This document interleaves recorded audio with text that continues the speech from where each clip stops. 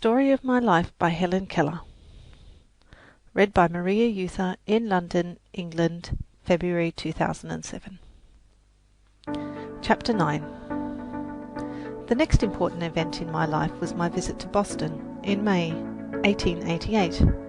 As if it were yesterday, I remember the preparations, the departure with my teacher and my mother, the journey, and finally the arrival in Boston.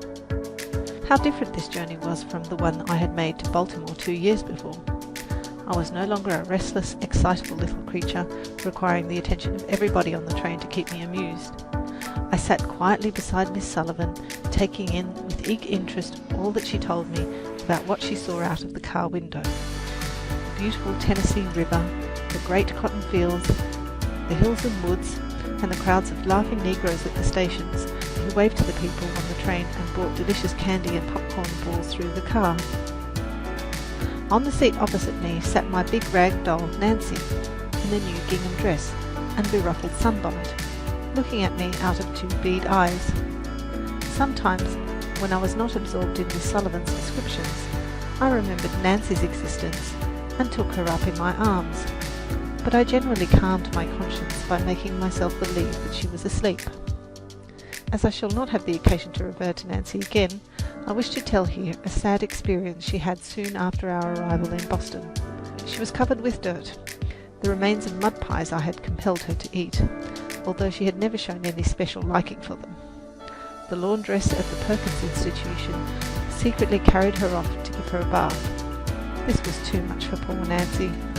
When I next saw her, she was a formless heap of cotton, which I should not have recognised at all except for the two bead eyes which looked at me reproachfully. When the train at last pulled into the station at Boston, it was as if a beautiful fairy tale had come true. The once upon a time was now. The far-away country was here. We had scarcely arrived at the Perkins Institution for the Blind when I began to make friends with little blind children. It delighted me inexpressibly to find that they knew the manual alphabet. What joy to talk with other children in my own language. Until then, I had been like a foreigner speaking through an interpreter. In the school where Laura Bridgman was taught, I was in my own country. It took me some time to appreciate the fact that my new friends were blind. I knew I could not see, but it did not seem possible that all the eager, loving children who gathered round me and joined heartily in my frolics were also blind.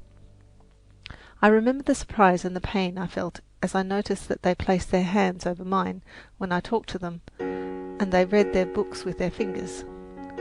Although I had been told this before, and although I understood my own deprivations, yet I thought vaguely that since they could hear, they must have a sort of second sight, and I was not prepared to find one child and another and yet another deprived of the same precious gift. But they were so happy and contented that I lost all sense of pain in the pleasure of their companionship. One day spent with the blind children made me feel thoroughly at home in my new environment, and I looked eagerly from one pleasant experience to another as the days flew swiftly by. I could not quite convince myself that there was much world left, for I regarded Boston as the beginning and the end of creation. While we were in Boston, we visited Bunker Hill, and there I had my first lesson in history. The story of the brave men who had fought on the spot where we stood excited me greatly. I climbed the monument, counting the steps, and wondering as I went higher and yet higher if the soldiers had climbed this great stairway and shot at the enemy on the ground below. The next day we went to Plymouth by water.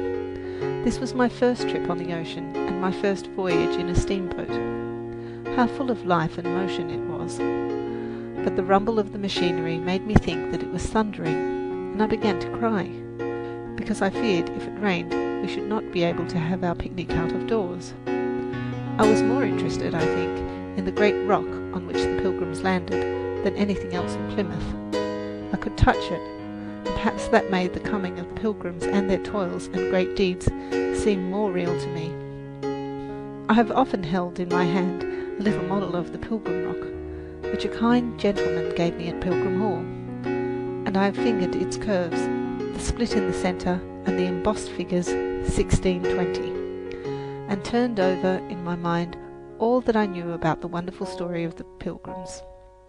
How my childish imagination glowed with the splendour of their enterprise! I idealized them as the bravest and most generous men that ever sought a home in a strange land. I thought they desired freedom of their fellow men as well as their own.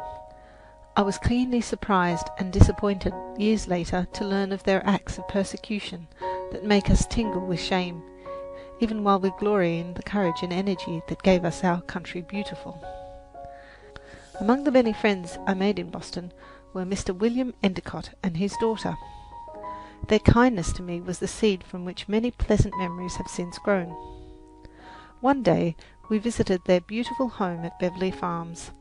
I remember with delight how I went through their rose garden, how their dogs, Big Leo and little curly-haired Fritz with long ears, came to meet me, and how Nimrod, the swiftest of horses, poked his nose into my hands for a pat and a lump of sugar. I also remember the beach, where for the first time I played in the sand. It was hard, smooth sand, very different from the loose, sharp sand mingled with kelp and shells at Brewster. Mr. Endicott told me about the great ships that came sailing by from Boston, bound for Europe. I saw him many times after that, and he was always a good friend to me. Indeed, I was thinking of him when I called Boston the city of kind hearts. End of chapter. Read by Maria Euther in London, England.